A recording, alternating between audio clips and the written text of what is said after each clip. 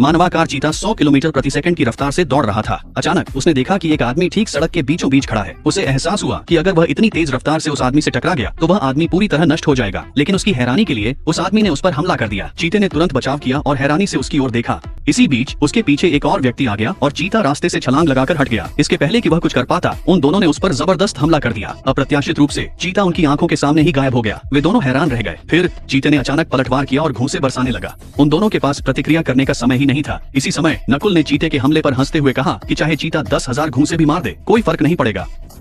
इसके बजाय उसने नकुल का मजाक उड़ाया और कहा कि वह बस उसे उकसाने की कोशिश कर रहा है। फिर चीते ने उन दोनों पर हमला कर दिया। अब गुस्से में आए नकुल ने एक जोरदार घूंसा मारा, लेकिन उसके पड़ने से पहले ही चीता भाग चुका था। चीता दोनों का मजाक उड़ाने लगा और लगातार उन्हें चिढ़ाता रहा। लेकिन अगले ही पल वह नकुल के हमले से हैरान रह गया। उसे उम्मीद नहीं थी कि सिर्फ 1 मिनट की लड़ाई के बाद ही दोनों उसके हमले के तरीके के अनुकूल हो चुके होंगे।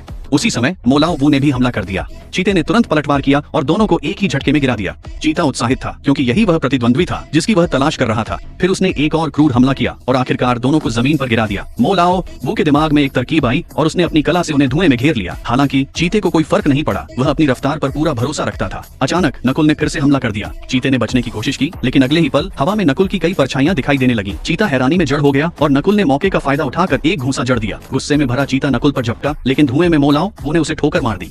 मोलाओ वू ने मजाक उड़ाते हुए कहा कि उसे हराना तो बहुत आसान था। अब और भी ज्यादा गुस्से में आकर चीता दोनों को बेतहाशा ढूंढने लगा। इसी दौरान आसमान में एक निगरानी कैमरे जैसा कोई वस्तु दिखाई दी। चीते ने यह देखकर अपनी रफ्तार का इस्तेमाल कर उसे चकमा देने की कोशिश की। उसने पूरी ताकत से आगे बढ़ने की कोशिश की, लेकिन चाहे जितनी भी कोशिश कर ले, वह उसे पीछा छुड़ाने में नाकाम रहा।